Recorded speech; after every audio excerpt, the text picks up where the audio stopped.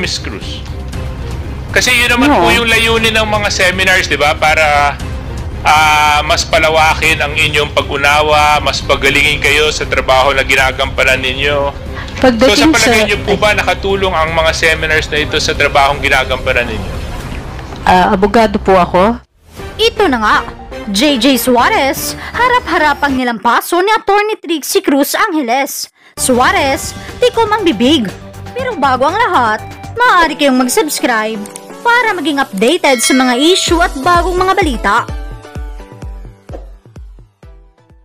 Tikom nga ang bibig ni Suarez matapos supalpalin ni Trixie sa kanyang pagmamagaling. Suarez, di nakasagot matapos barahin ni Trixie sa nangyaring interpolasyon. Mga vlogger, hindi nagpatinag sa tapang-tapangan ng Tuwadcom. Narito ang buong detalye. A little bit disturbing na, coming from a Filipino na, I mean, of all things that can come from a fellow Filipino, yung hindi pa natin pagmamalasakitan yung kapwa Pilipino. Yun, medyo, maring hindi tayo magkaisa sa mga political positions natin. Kasi lang kung Pilipinas na ang pinag-uusapan, dapat no questions asked. Isang bansa lang, isang bandila lang tayong lahat. Anyway, Comsec, can you just post a photo? I just wanted to get clarification on this. Yeah, can you zoom into the photo? Yeah. Can I address my questions to Miss Trixie Angeles Cruz? Is she present? Oh, there. Okay, Baliktad po, yeah. Mr. Chair. It's Trixie Cruz Angeles. Huh? Trixie Cruz Angeles, sir. Oh, okay. Trixie Cruz Angeles. Okay. Familiar po ba kayo sa National Radio and Television Administration or NRTA ng China? Yes. Yes. Okay. And you are fully aware that they do conduct training programs for media practitioners mula sa iba't ibang bansa? Yes. At dito po sa larawan, pwede niyo po ba ibahagi sa komitiba kung sino-sino po ang nandito sa larawan? Medyo malabo po, malayo po yung kung maaari pong lakihan para makita ko. Okay. Yeah.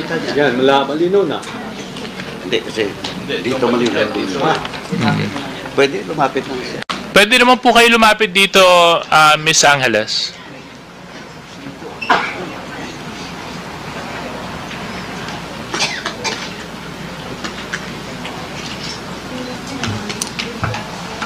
Saan ba yan?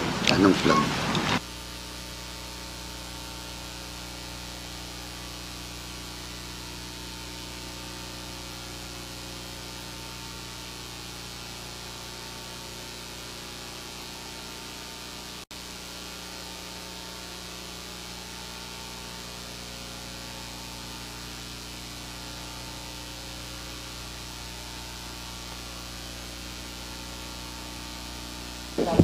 I can name some of them that I do recognize. Hindi ko na po maalala yung pangalan ng iba kasi it's been some time at hindi po kami magkakakilala lahat nung pumunta kami. So ang naaalala ko lang iyan si Miss Pia Morato who was speaking for the group. She's in front. Tuturo ko ba? Yes, please. Yes, please.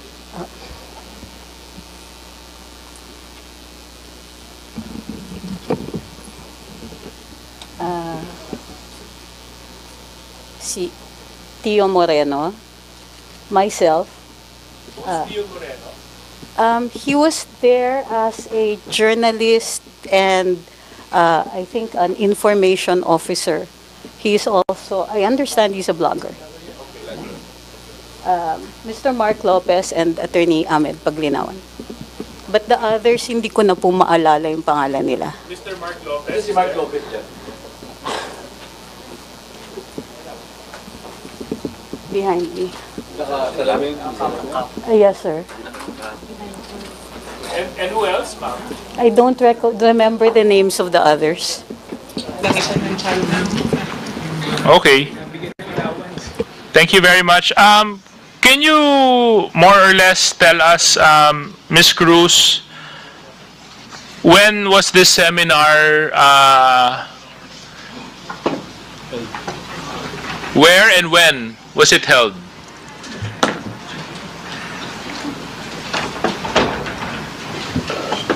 In China, on May 23rd to June 5th, 2023. So 2023. Yes, sir. So, again, what dates? May 23rd to June 5th, 2023. So, ilang araw po kayo sa China, Ms. Cruz? May 23rd. Mahina po ako sa math, but from May 23rd to June 5th, I assume that's about roughly about 12 days. 12 days? So, More more or or less less, around 2 weeks? More or less. Yeah. And this seminar, was it sponsored or did you have to pay for your seminar fees? This was sponsored. So, ang nagbayad po nito ay yung state of China, Yes, sir. China government. Ang nagbayad sa inyo, Yes, sir. sa travel ninyo, sa stay ninyo, at sa seminar. Okay. Paano po ba kayo naimbitahan para maging bahagi ng seminar? Through the Chinese embassy. Through the Chinese embassy. Pinili po kayo ng Chinese embassy. They conduct these regularly, I understand. There are others who are also invited from the mainstream media. Pero hindi po kami magkasabay that time. So, I understand that this is conducted regularly. I think yearly. I'm not sure though. So, it is a state-funded program by China where they invite media practitioners such as yourself. Am I correct? I think this is one of those times where they've invited vloggers. Okay, vloggers, yes. And can you more or less share with us what was the nature of the seminar? Oh, they introduced new techniques in social media, such as short-form social media, how to take them. A lot of them were technical, emerging issues, but they also give a background on China. And I'm sorry, that's all that I can recall. Okay. So, more or less, kulang-kulang isang linggo po kayo doon, no? Maayos Dalawa naman po ang Kulang-kulang ng 2 linggo. Kulang-kulang na 2 linggo, sorry. Maayos naman po ang pagtrato sa inyo ng bansang China habang nandun kayo. Maganda yung hotel, maganda yung Hindi accommodations. po siya hotel. Oh, it wasn't a hotel. Hindi po hotel, dorm po. Dorm. Okay. So was this the first time that your group participated in such a seminar? I don't know about your group, sir. Oh, sorry. I mean the group that you were with. Ngayon ko lang po sila nakasabay. So you've been Ilan? there before? Yes, sir. There is a cultural exchange agreement between China and the Philippines since 1970s. Okay. I was in Xi'an for an archaeological seminar, part of our cultural exchange agreement because I'm an archaeologist. So, si Mr. Mark Lopez, kayo po ay naging bahagi din ng seminar, tama? Oo. Naka-ilang bisita na po kayo o naka-ilang seminar na po kayo dito sa state-funded activity ng China? Sir, yan lang po yung na-attendan ko po. Again? Yan lang po ang na-attendan ko. Ito lang po yung nadaluhan ninyo? Okay. Yes, sir.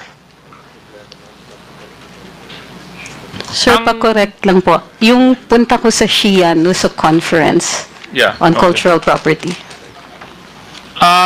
Would you think that the seminar that you attended affected your perspective or the work that you do? Ako po o si Mr. Mark Lopez? Kayo Myself? po, Ms. Cruz. Kasi yun naman No. po yung layunin ng mga seminars, di ba? Para mas palawakin ang inyong pag-unawa, mas pagalingin kayo sa trabaho na ginagampanan ninyo. So sa Pagdating palagay niyo po ba nakatulong ang mga seminars na ito sa trabahong ginagampanan ninyo? abogado po ako at ang isang dalubhasa, I think, sa cultural conservation. So yung seminar, it includes a history of China, which also includes an understanding of the area. Matagal ko na pong napag-aralan yon. So medyo, yung iba doon, ulit na. Pero ang bago ay yung short form, yung pagturo nila ng short form type of video, which is a technical, parang technical na seminar yon, na tinuturuan kung paano gumamit ng ibang mga platforms at yung pagturo ng appreciation ng short form. Ang short form po, yun po yung mga reels, yung mga TikTok, at saka yung 1-minute videos ng YouTube. Okay. At I'm sure yung na-gain ninyo at napakinabangan po ninyong additional knowledge is the same with those of those other participants in the seminar. Am I true to understand that, Mr. Lopez? Am I correct to understand that? Mr. Chair, yung akin pong takeaway dun po sa seminar na yun is that it's just an appreciation po of how China media works. Okay. And from the other participants in today's hearing, were there other individuals there? Kayo po. Okay. Hindi ko po kasi kayo nakilala sa litrato. Sino po kayo? Have you taken your oath?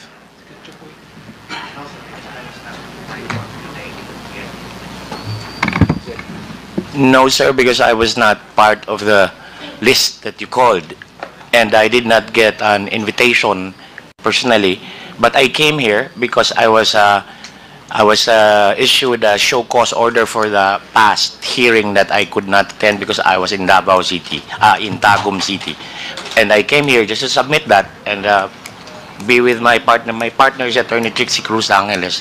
We are Luminous, the Facebook page and the YouTube page. So you mentioned that you're partners? Law partners, and also on the blog, sir, on the Facebook and YouTube page. So abogado po kayo? Yes, sir. Okay. So kayo po ay nandun din po sa seminar? Yes, sir. Okay. Ano pong pangalan nila?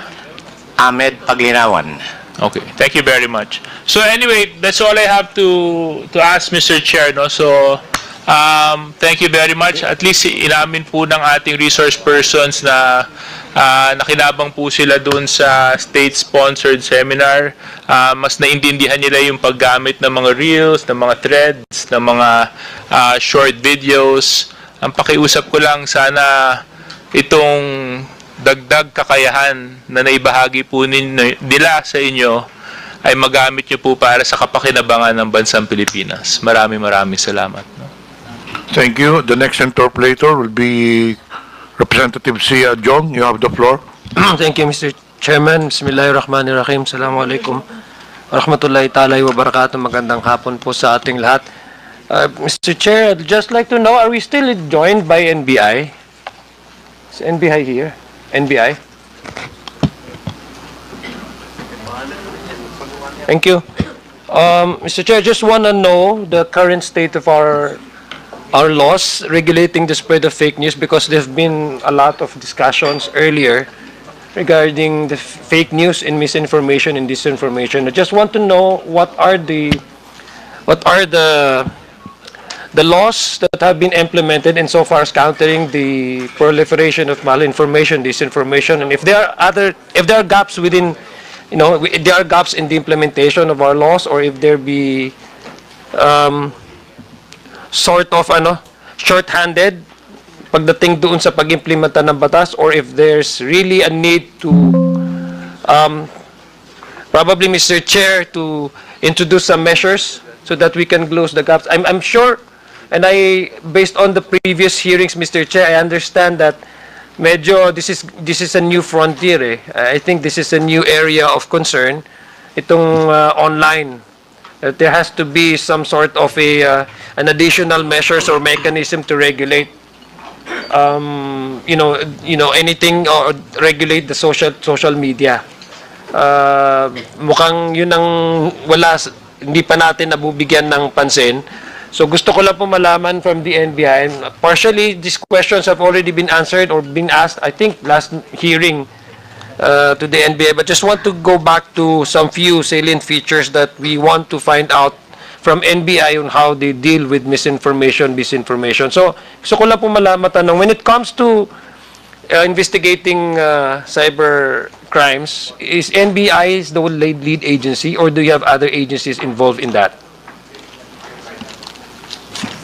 Yeah, good afternoon, Mr. Chair. I am Special Investigator Anthony Alfred Vita from the Technical Intelligence Division of the NBI. My chief, Sir Attorney Raimundo, had to go to the Supreme Court for another engagement. Aside from the NBI, sir, the PNP, we also coordinate with the PNP Anti-Cybercrime Group and also the DICT and the NTC. So which agency is the lead agency when it comes to investigating cyber crimes, filing for the necessary charges? Is it the NBI? Halimbawa, kung ako'y biktima ako ng isang fake news, no? Kung magpapa-investigate ako, magpa-file ako, sa NBI ba ako pupunta, or pwede ako pumunta sa ibang agencies? Yes, NBI lang ba may primary mandate to investigate? Mr. Chair, you can also go to complainants can also go to the Philippine National Police. With the NBI, they can file their complaint with our cybercrime division. So when it comes to investigation, it's the NBI. The NBI is the lead agency, no? Am I correct? We have. It is one of our primary jurisdictions, Mr. Chair. Our director is the vice chair also of the CICC. When it involves cybercrime bites, information that is proliferated online, I'm asking if is NBI the lead agency, kasi para po klaro na hindi gusto ko lang po malaman walang overlapping of mandates dito ng may agency. That's why I'm asking you straight a question. Is the NBI the lead agency when it comes to investigating cyber crimes? We coordinate with the ACG, okay, sir. Yes. Okay, sige. So, yung sabi kasi ni Director Husilos yung CICC, is it CICC still under the DICT or NBI? It's under the DICT. Under the Mr. DICT. Chair. So is it a DICT? Is this a council that you do regularly meet? Or do you also do some investigative work? Mr. Chair, or do you delegate the investigation to NBI? With regards po to CICC, nagkakandak po sila ng regular meeting. So you don't do investigative work. It's more of a council. You coordinate and you come up with policies, di ba? Yes po, sa part po ng CICC. Now, what we do po sa CICC ngayon is they accept yung mga complaint po nung I know, but yeah. So sino po talaga yung nag-investigate? That's why I'm asking first that basic question. Sinong nag-investigate among all these agencies involved in the issue of cybercrime? Who actually is the lead agency to investigate?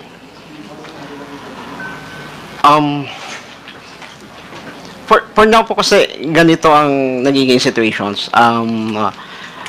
CICC accept complaints about cybercrime. Then, ang ginagawa po nila, they collect all the informations pertaining po doon sa complaint. And then, ini-endorse po nila sa PNP ECG.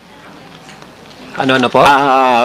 PNP Anti-Cybercrime Group po. Doon nila ini-endorse. There are some cases naman po ini-endorse din doon sa NBI. Okay, sige.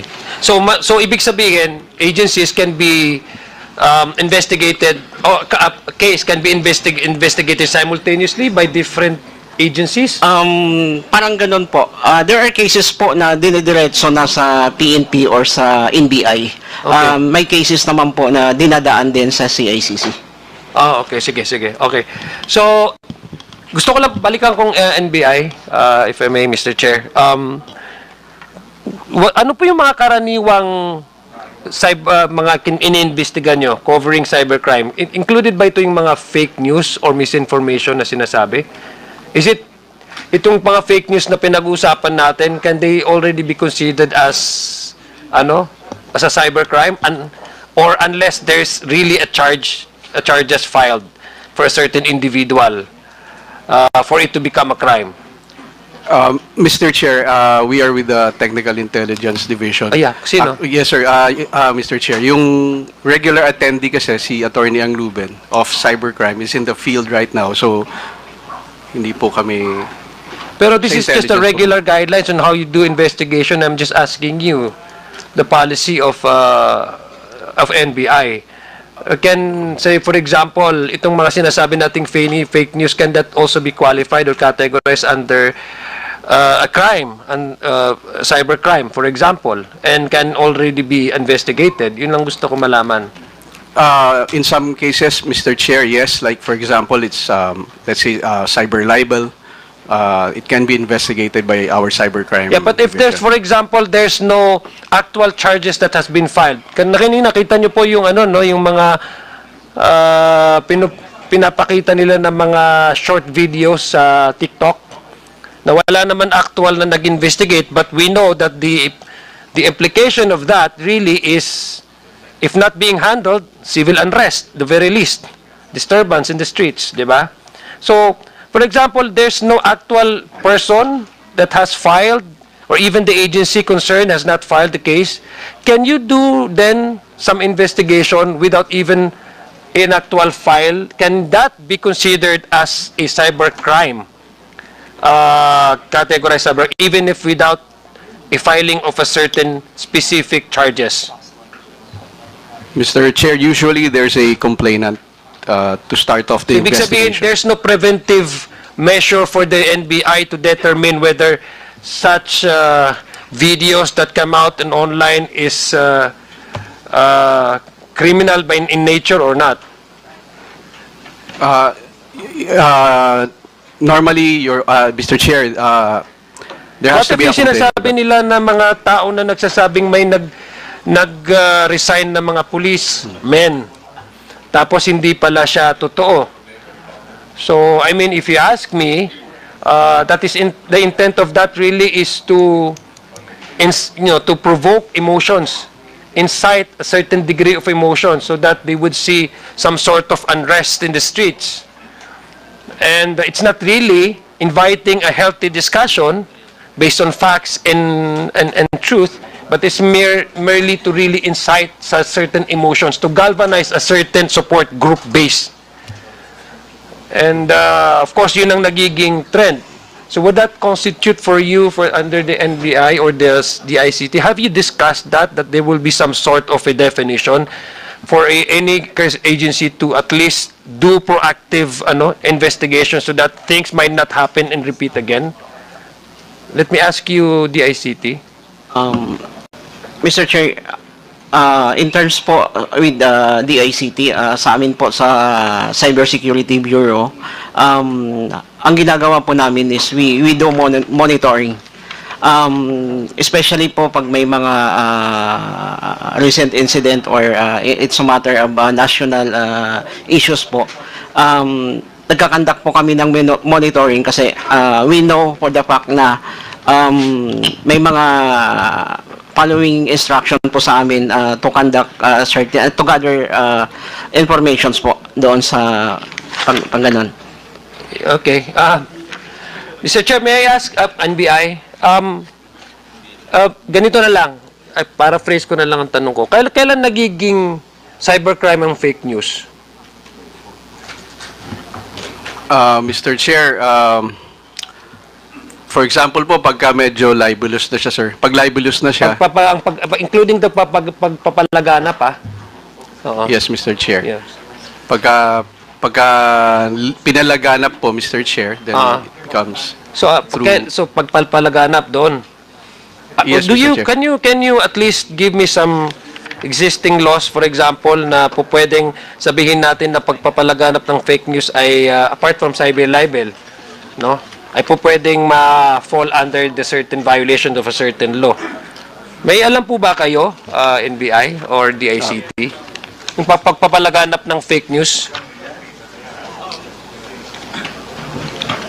Meron tayong kasi ang minimin natin sa cyber libel, 'di ba? Article 355 ng sa Revised Penal Code. Mr. Chair. Tama po? And RA 10175. What other laws that may be, maybe can be violated by the spread of fake news?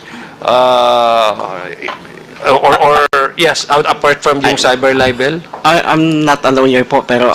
Sino pwedeng magtanong? Mr. Chair, may I ask anybody from our partner agencies? Yes, PNP, please. Good afternoon, Mr. Chair. Assalamualaikum warahmatullahi wabarakatuh. Alaikum assalam. The Article 154 of the revised penal